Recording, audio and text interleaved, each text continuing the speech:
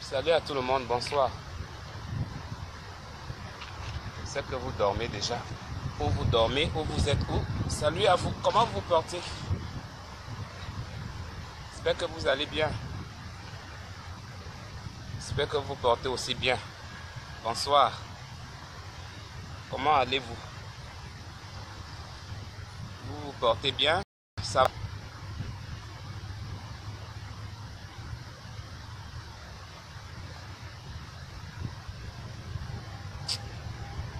Mes frères et mes soeurs, je suis dépassé lorsque vous me voyez là. Je suis seulement dépassé. Le bus m'a laissé quelque part là. Et quand le bus m'a laissé, j'ai dit que je viens un peu au parc. Parce que vous savez, le parc, c'est un endroit là où on peut se concentrer, là où on peut mieux réfléchir. Et j'avais besoin un peu de vos conseils aussi. Je vais d'abord appeler une maman là. La maman là, je vais l'appeler un peu plus tard. Mais j'avais besoin de vos conseils. Ça, c'est ma voiture, hein. Ça, c'est mon jet privé ici, là. Ça m'amène partout. Donc, quand le bus s'arrête, j'accroche ça devant. Quand le bus s'arrête devant, j'accroche ça. Et quand j'accroche ça, et après, je prends aussi l'autre, je mets. Je entre dans le bus comme une bordelle. J'accroche. Donc, ça, c'est mon jet privé ici, là. En attendant que je paye le plus grand privé, là. Tu vois, non? Ça, c'est mon jet privé d'abord. J'avais besoin de vos conseils. Parce que quand je vois le ciel qui est dégagé, je vois les nuages qui sont dégagés, je sens parfois à moi que bientôt je ne serai plus là.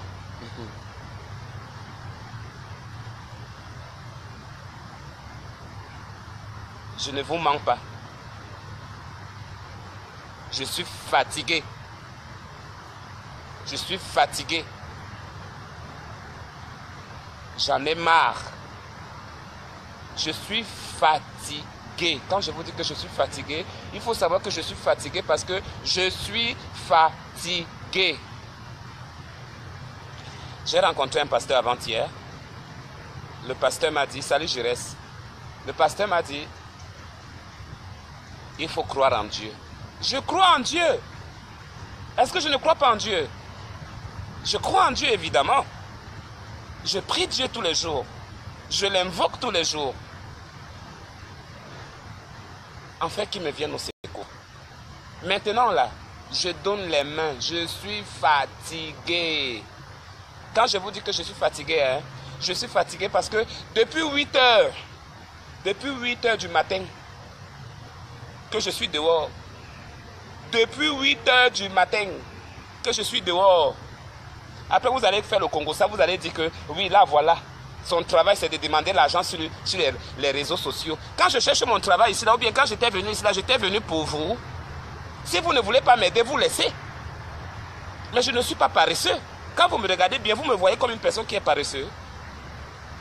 Hein? Quand vous me regardez bien, quand vous me voyez là, vous voyez que je suis une personne qui est paresseuse.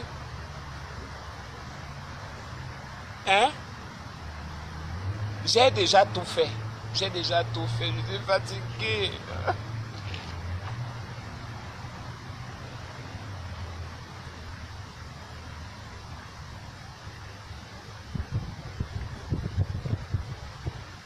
Ma vie ressemble à quoi? Je suis mauvaise personne, c'est ça? Je suis mauvais? Je suis mauvais, je suis mauvaise? Je ne suis pas une bonne personne? C'est ça? Je ne suis pas une bonne personne, dites-moi. Je ressemble à quoi? Un monstre? Ou bien il faut que j'enlève les lunettes? Je ressemble à quoi? Un monstre? Je suis le plus mauvais? La plus mauvaise? Pourquoi je vais me culpabiliser seul? Je me culpabilise pourquoi? Est-ce que j'ai le droit de souffrir avec tout ce que j'ai fait aux gens dans ce monde? Avec tout le bien que j'ai fait dans ce monde, les gens me détestent autant. Avec tout le bien là, est-ce que je mérite la souffrance? Oh my God.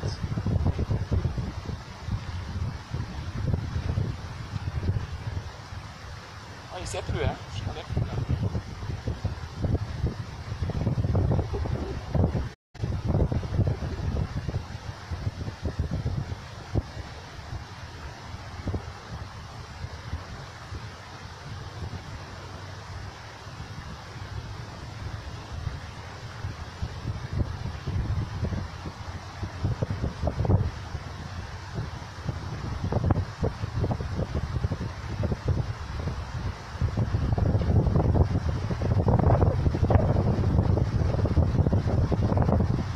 Vous pensez que parce que je suis pédé, c'est le pourquoi Dieu va m'envoyer en enfer. Hein, mon Dieu? Dis-moi, il y a les téléspectateurs qui sont là. Toi aussi, tu es là parce qu'à travers le vent, je te ressens un peu. Je sais que tu es là. Dis-moi, parce que je suis pédé? Parce que je suis homosexuel, c'est ça? Parce que je suis quoi? Mais je ne suis pas né comme ça, je suis devenu comme ça, je suis devenu pédé. Je ne suis pas né pédé, moi. Je suis devenu pédé. Je suis devenu homosexuel. Je ne suis pas né homosexuel. Je suis devenu comme ça. Merde. Et c'est que je vous dis là. Croyez-moi en ce que je suis en train de vous dire parce que je suis le genre de personne qui va mourir un jour et on ne saura pas lorsque je vais mourir. Je suis le genre de personne qui va mourir un jour quelque part et on ne me verra plus. Je suis le genre de personne qui va craquer un jour parce que les gens n'ont pas su me comprendre, parce que les gens ne me comprennent pas. Le monde est formaté, le monde est méchant. Les gens sont méchants. Les gens sont là, ils ne veulent pas aider les autres. Quand vous êtes venu ici aux États-Unis, on ne vous a pas tendu la main.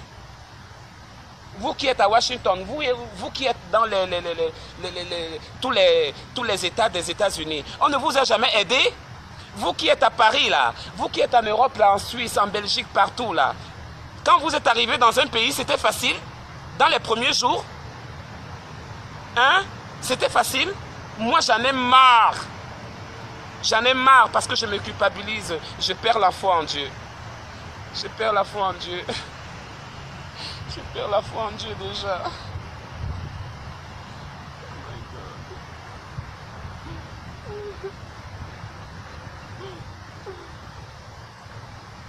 Je suis fatigué.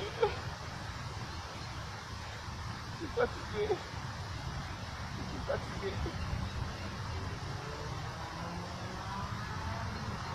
Je suis fatigué.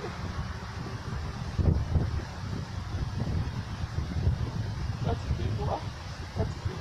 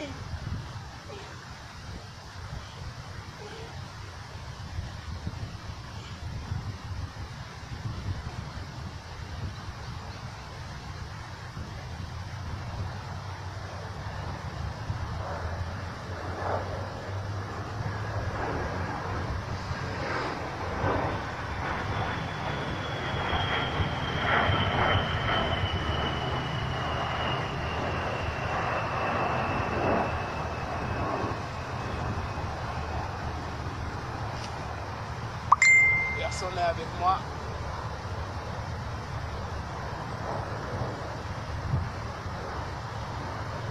Mon père me manque, ma mère me manque, mes frères me manquent.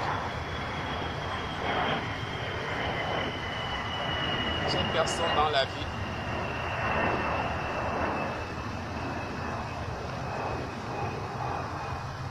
J'ai personne dans la vie.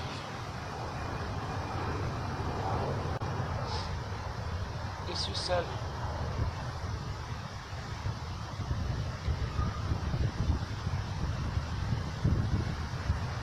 Ce qui est le plus regrettable dans tout ça,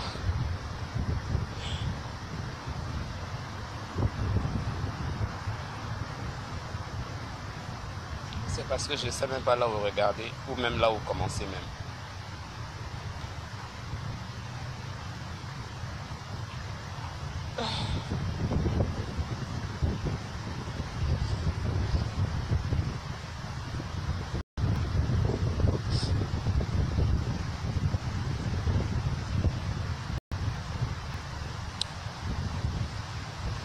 Je me culpabilise tous les jours, je me culpabilise tous les jours. Je fais même des choses en pensant même que ça ira bien, bien que ça ira mieux, alors que rien ne marche. En combien de temps? Et durant combien de temps que cela va durer?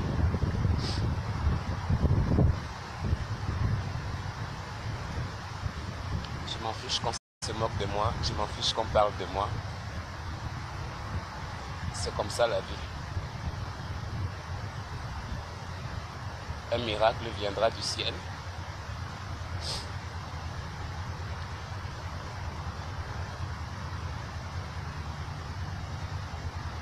Ah.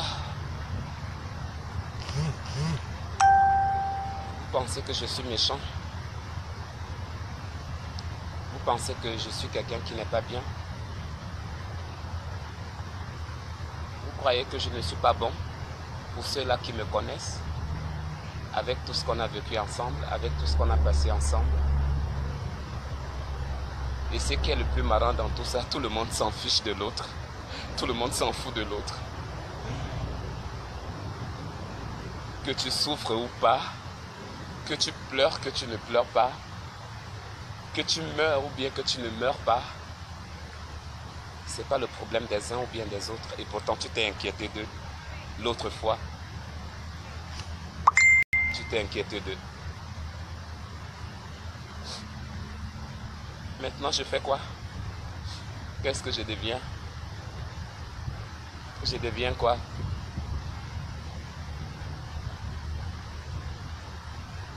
Qu'est-ce que je deviens maintenant?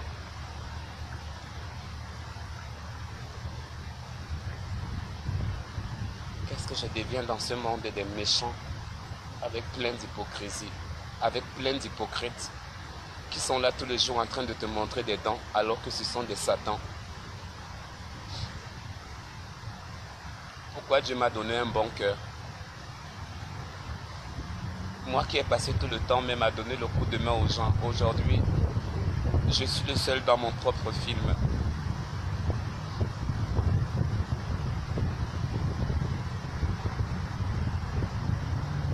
Moi qui ai passé le temps à soutenir les uns. Moi qui étais toujours à côté d'eux. Mais aujourd'hui, ce sont eux qui sont loin de moi. Est-ce qu'il y a une bénédiction qui est en train de s'approcher de moi et que je ne vois pas de signe? Ou bien que j'ignore? Est-ce qu'il y a quelque chose de bien qui est en train de vouloir arriver dans ma vie et qu'il faut que non que je traverse cette épreuve?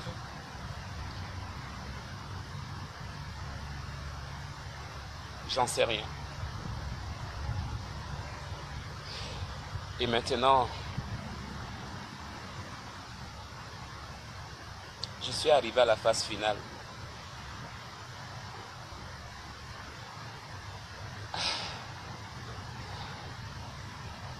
Je craque. Alors que c'était moi qui vous donnais des conseils hier. C'est moi qui vous donnais des conseils. C'est moi qui vous parlais.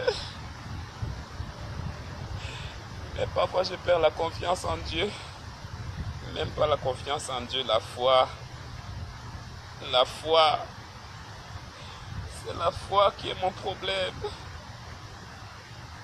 C'est la foi. Et pourtant je crois. Je crois.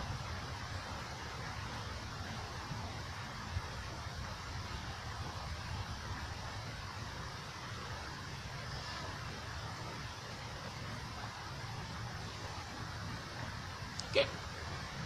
D'accord.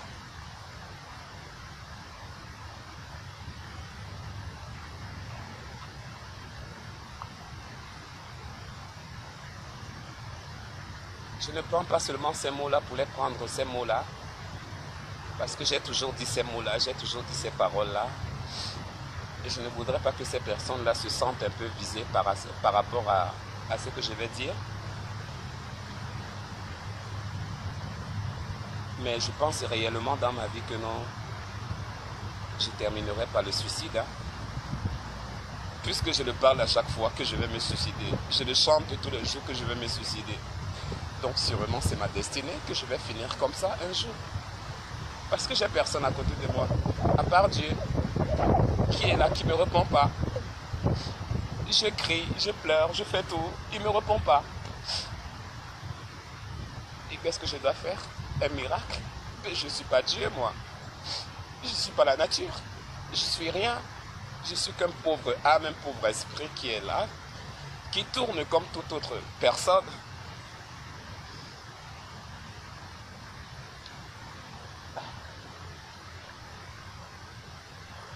Mais mon malheur a commencé, je dis bien mon malheur a commencé depuis le jour où j'avais quitté le Cameroun. J'ai fui ma mère. J'ai fui ma mère parce que je partais chercher la vie. J'ai fui ma maman. Je n'ai même pas dit au revoir. Je pense qu'à cette époque, je devais avoir dans les 18-19 ans. Je pense que j'avais volé à ma grand-mère une somme, j'étais encore petit. J'avais volé à ma grand-mère une somme de 300 000 comme ça, je crois bien, à ma grand-mère. Je les ai fuis parce que je partais au Gabon pour aller découvrir mon papa. J'ai laissé ma mère. Je l'ai laissée ce jour-là, ne sachant plus que c'était la dernière fois que je devais la voir.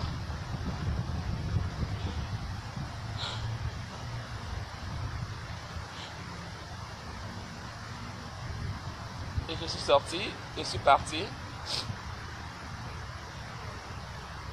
J'ai pris un ami à moi.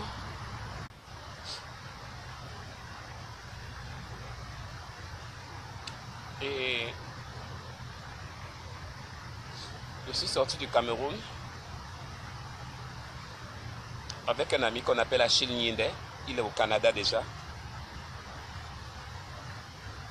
Que ses frères et sœurs l'ont abandonné en cours de route.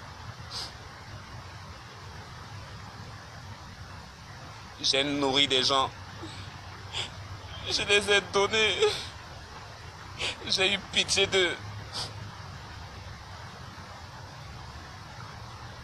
Je suis sorti du Cameroun.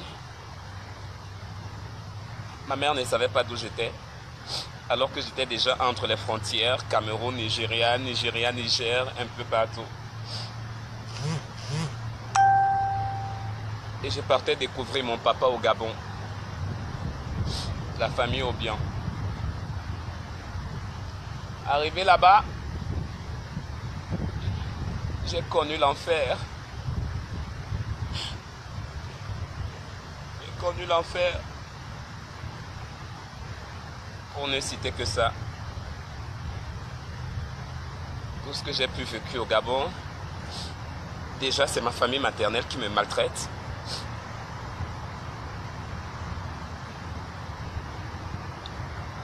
Ma famille, la sœur à ma grand-mère me maltraite. On me tape, on ne me met pas à l'école, on ne me fait rien. Vous savez ce qu'ils m'ont fait? Est-ce que vous savez ce qu'ils m'ont fait? On m'avait attaché comme on a attaché Jésus. Ils ont commencé à me fouetter, ils ont commencé à me battre. Vous voulez voir mon corps? Qu'est-ce qu'ils ont laissé comme cicatrice? Parce que ça serait la dernière fois peut-être que non, que je vous ferai les vidéos là.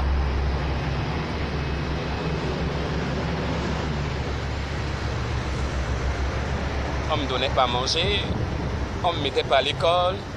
Je n'avais pas les chances comme d'autres personnes. Et ils ont fait ceci. Je vous montre. Vous avez vu mon corps? Est-ce que vous pouvez le voir? Est-ce que vous pouvez voir mon corps? Vous pouvez le voir avec les cicatrices? Vous avez vu? Vous avez vu ce corps-là? comment il est, le dos? Vous avez vu comment le dos est? Vous avez vu? Ils sont là, ils peuvent voir, hein, voyez. Vous pouvez voir, c'est ça, la maltraitance. C'est ça qu'on a fait de moi. Sans compter les autres parties de mon corps. Et que je me suis remise avec des blessures avec le temps.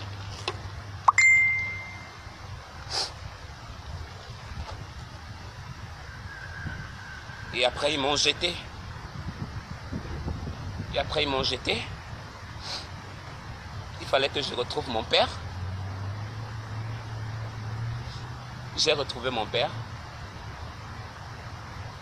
Depuis quand j'étais bébé, quand j'ai quitté le Gabon, j'avais 6 mois.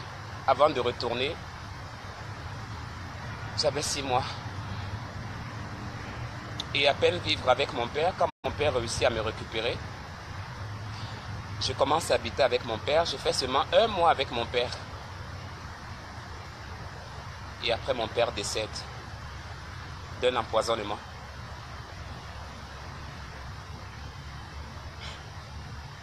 Je vous maudis, vous tous. Je vous maudis. Vous ne savez pas ce que vous avez fait à moi. Je vous maudis, vous tous. Je vous assure. Je vous maudis, je vous hais. Parce que la famille Obiang, elle est bien là, elle est bien présente là. Hein? Les 2 familles sont ici. Ils sont là. La famille Magnon et la famille Obiang, ils sont là. Je vous maudis, mais vous le payerez un jour. Vous le payerez un jour. Je vous en conjure, vous le payerez un jour.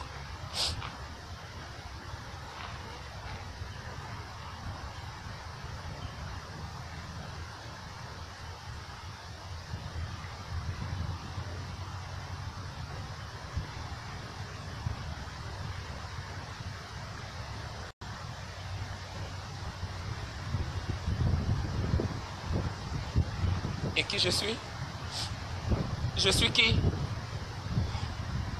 Je suis qui, moi? Qui je suis? C'est comme ça que les enfants reviennent bandits. C'est comme ça que les enfants reviennent tueurs. C'est comme ça que les enfants reviennent je ne sais quoi. À cause des parents ou à cause de l'entourage. Parce qu'ils n'ont pas été encadrés.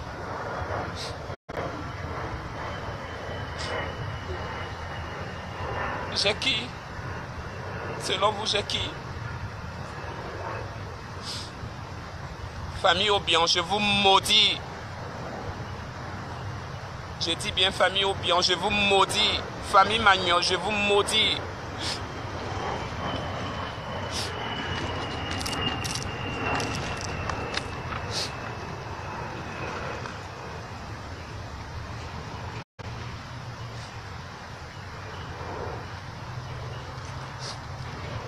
Famille Magnon. Famille Magnon.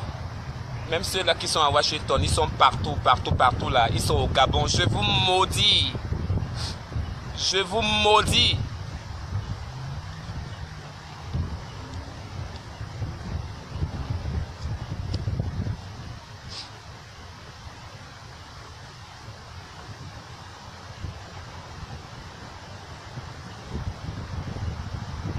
Tout était bien. J'avais retrouvé papa dans une très grosse villa. Il était administrateur civil aux finances à Libreville. Administrateur civil. Il est mort à 41 ans. Quand j'arrive dans le palace de mon papa, je suis son premier fils. Quand j'arrive dans le palace de mon papa au charbonnage à Libreville, j'ai dit que ben voilà, la souffrance est finie. J'ai retrouvé papa, il m'a reconnu. Il m'a reconnu, papa. À peine je commence à vivre, mon père me demande au parking un jour, il me dit, qu'est-ce que toi tu connais faire puisque tu as déjà dépassé l'âge, tu ne peux plus aller à l'école. J'ai dit à papa, tu peux me mettre, je peux faire l'hôtellerie ou bien le froid. Papa dit, bon ok, je vais te mettre dans un centre de formation. J'ai dit, ok papa, il n'y a pas de problème. Juste un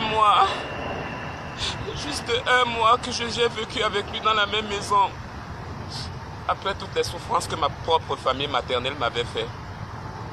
juste un mois. Et c'est comme ça que mon père était mort. Et je vais vous expliquer. Quand mon papa meurt, au même moment aussi ma mère était morte au Cameroun, je n'étais pas au courant. Hein.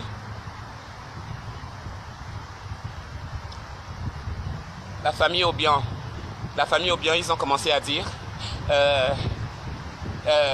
en tout cas, c'est un Camerounais, même si c'est son père même si son père est gabonais, son père l'a accouché gabonais, et tout. Nous, on ne lui connaît pas, on ne connaît pas la mentalité des Gabonais, et tout.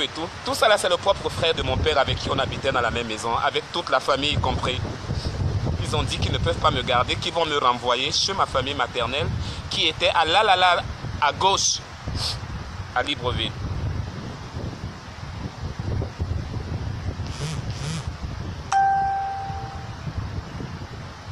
Les biens que papa a laissés, l'argent qu'il a laissé en banque, toutes les choses qu'il a laissées, la famille s'en est accaparée. On n'a même pas pensé aux enfants. Je ne suis pas le seul enfant, mais de l'autre côté, de mes demi-frères et de moi, je suis le premier. Le premier. Tout, ils ont pris. Et quand mon père meurt, je me retrouve dans la rue.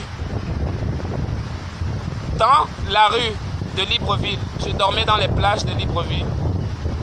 Je dormais dans les maisons des amis pour 2 jours. Après, l'autre aussi te dit, je suis fatigué de te garder, il faut que tu cherches ta place.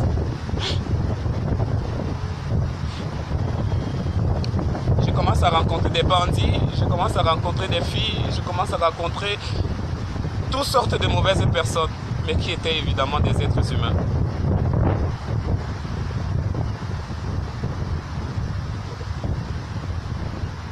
Personne n'avait mon temps. Personne n'avait mon temps. Et après Libreville, mes parents maternels sont en train de me chercher, la famille Magnon, les maudits et les maudites. Ils sont en train de me chercher. Le jour qu'ils m'ont attrapé, ils m'ont attaché. Ils m'ont attaché les pieds, ils m'ont attaché les mains. Ils m'ont mis dans le bateau qui partait à Douala. Ils m'ont mis dans le bateau qui partait à Douala. Arrivé au port, on m'a dit qu'il faut que tu te comportes bien. Sinon, on va retourner à la maison, on te tape. Dès que j'ai passé la sécurité, j'ai expliqué aux agents. J'ai dit, je suis Gabonais, je veux rester dans mon pays. On est en train de me renvoyer au Cameroun, je ne veux pas aller au Cameroun. Les papiers que vous voyez là, ce sont des faux papiers qu'on a montés à l'ambassade du Cameroun pour mettre un laissez-passer pour que je parte. Mais je ne suis pas Camerounais, je refuse cette nationalité. C'est comme ça que je suis sorti de là. J'ai fui, on m'a laissé 2 mois, 3 mois, 4 mois, 5 mois, 6 mois. J'ai l'instinct qui me dit, je commence à sentir quelque chose. J'ai dit non, j'ai besoin de maman, j'ai envie de voir maman. J'ai besoin de maman, je n'ai même pas le téléphone, je ne sais pas comment la contacter. J'ai besoin de maman. En ce moment-là, les téléphones portables, je pense que c'était dans les 94 ou 95. Il y avait pas encore, c'était pas encore trop mode. Les téléphones portables, les cellulaires, on appelait cellulaire. On n'appelait pas portable, on appelait cellulaire.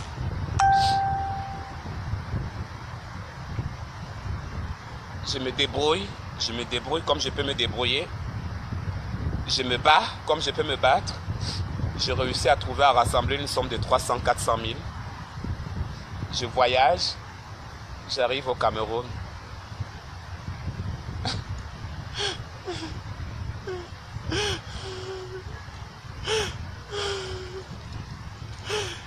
Oh mon Dieu, j'étais trop contente.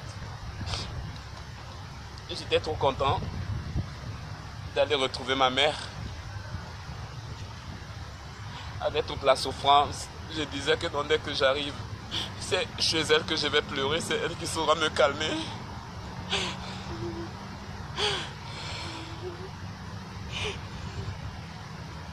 C'est très dur, je vous en suis, c'est très dur.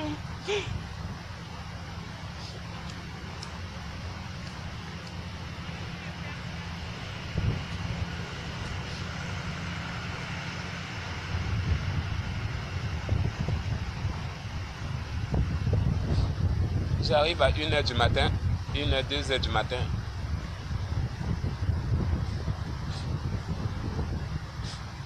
Je vois la porte de ma grand-mère qui est fermée.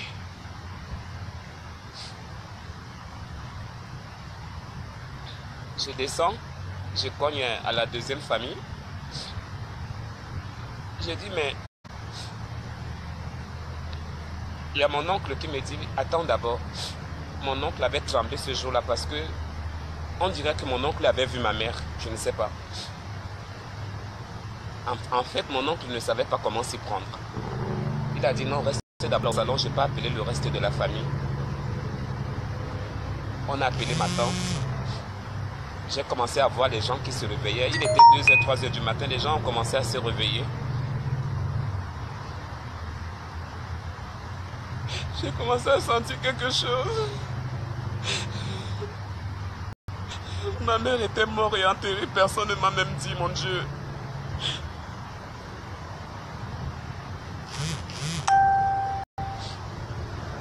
Et après je pose la question, mais qu'est-ce qu'il y a? Comment tout le quartier est en train de se rassembler pour venir à côté de moi? Qu'est-ce qui se passe?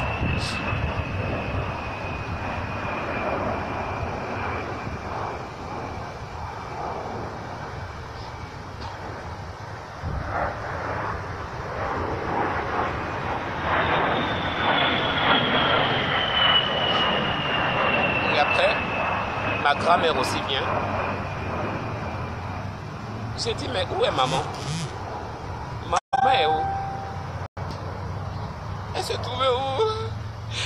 Mais Sousou, c'est toute ma mère.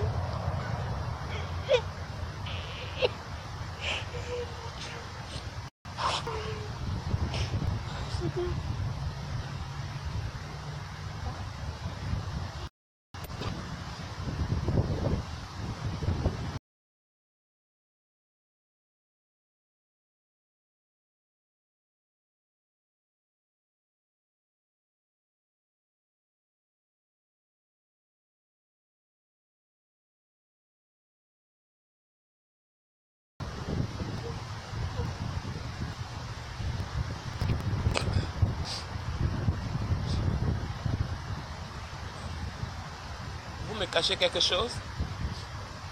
Est-ce que vous me cachez quelque chose que je ne connais pas? Vous me cachez quelque chose? Montrez-moi alors ma mère. Elle est où?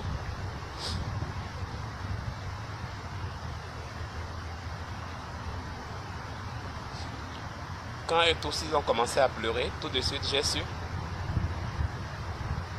Et personne ne m'a dit.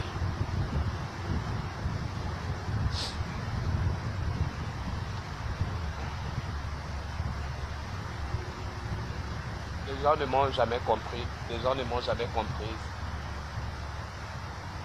Ce n'est qu'une petite partie de mon histoire, de ma vie. D'abord, je rencontre mon père et moi, celui que j'avais jamais connu. Je commence à lui voir, à retrouver l'instinct paternel. Et de l'autre côté aussi, dès qu'il meurt, je vais retrouver maman pour que maman essaye de me calmer. Je trouve aussi que maman est morte. C'est bien. C'est bien, mon Dieu. C'est une bonne chose.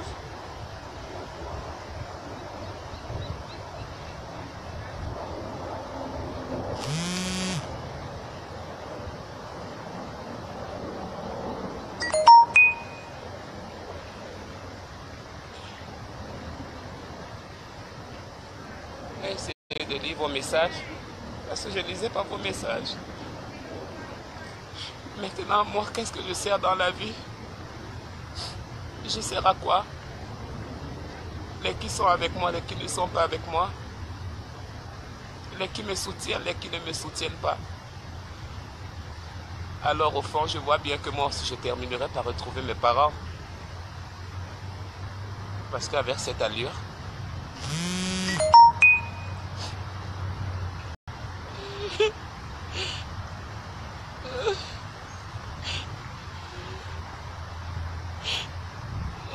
mon Dieu, pourquoi moi? pourquoi moi? Vous allez mourir, la famille Magnon. Vous allez mourir. Mais c'est pas moi qui va vous tuer. S'il existe vraiment un Dieu, Dieu s'occupera de vous.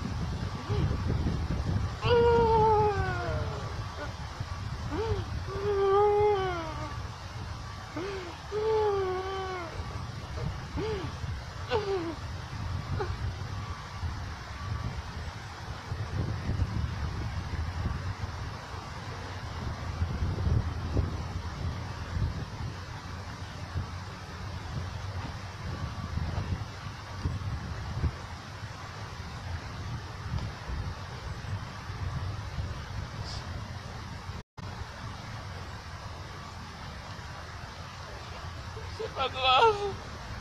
C'est pas grave. Ça va là. C'est trop fort que moi, franchement. C'est trop fort. Et je vous assure. Je vous assure. Je vous assure. Les gens ont appelé la police. Les gens ont appelé la police là. En fait, je ne suis pas seul au parc.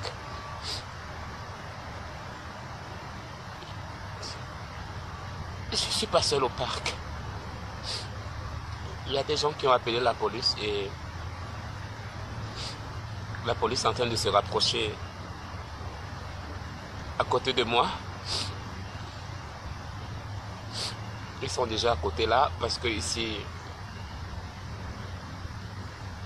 quand on voit un peu quelqu'un qui est un peu un genre, on appelle souvent la police, peut-être la police va aider et tout. Mais ils ne régleront pas mon problème, ils sont là.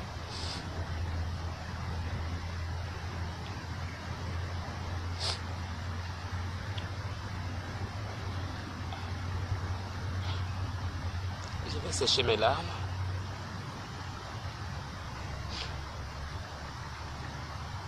Ça va aller.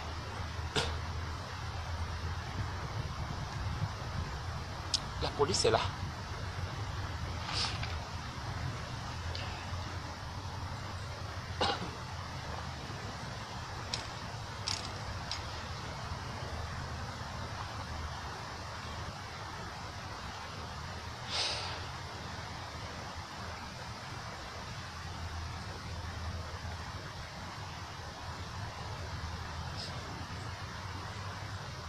Et je m'en fiche de une à venir. J'ai volé.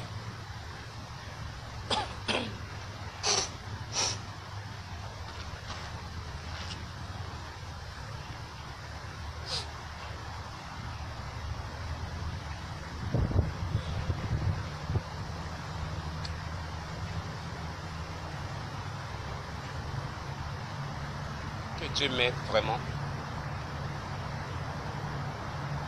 à ce que je ne fasse pas une bêtise un jour.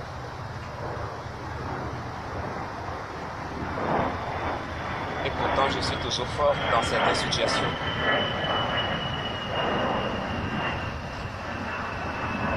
Et parfois j'ai l'impression que le ciel me tombait dessus.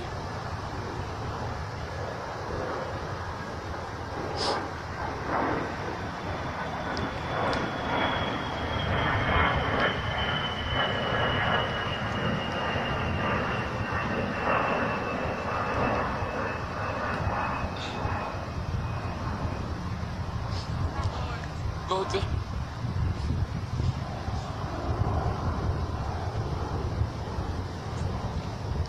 La police qui part.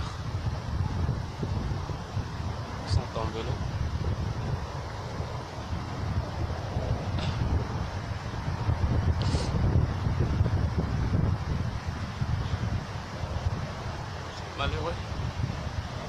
tellement malheureux pour moi. C'est malheureux. Et oh mon Dieu, avec tout ce que les hommes font ici dans ce monde, mon Dieu. Et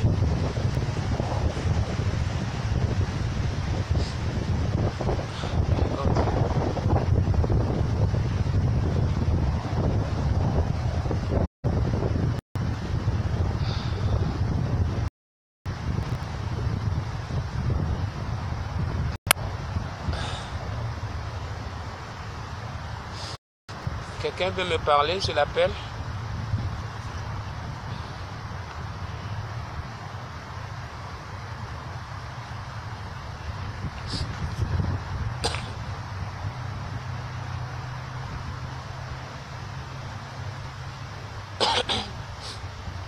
Quelqu'un veut me parler, je l'appelle. Nathalie? Moi aussi, je suis fâché beaucoup contre toi, Nathalie. Beaucoup fâché même.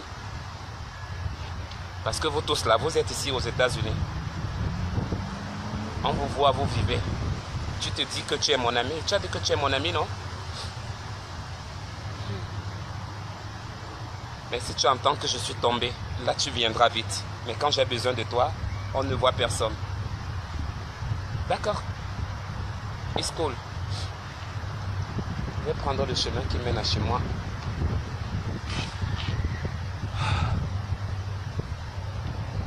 Je ne sais pas comment je peux faire pour t'appeler. Je ne sais pas. Ok. Et t'es invité alors.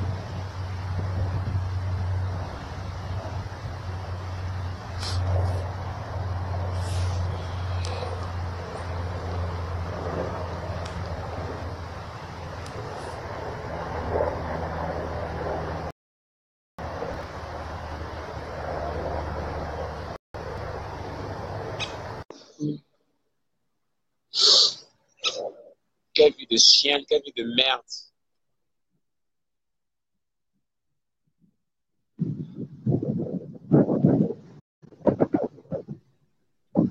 Allô? Allô, bonjour ou Allô, bonsoir. Morel? Bonsoir. Bonsoir, Eve, comment tu vas? Ah, ça essaie d'aller comme ça. Je vais intervenir là. Comme tu parles de ta mère, j'aimerais te dire un truc. Moi, j'ai perdu la mienne. J'avais à peine 8 ans. Et du coup, la vie, elle est devenue difficile pour moi. Et j'aimerais t'encourager et te dire de persévérer dans ta vie. Tu as dit que tu as des frères qui comptent sur toi. J'aimerais que tu te concentres plutôt sur toi, sur ton école et chercher un bon boulot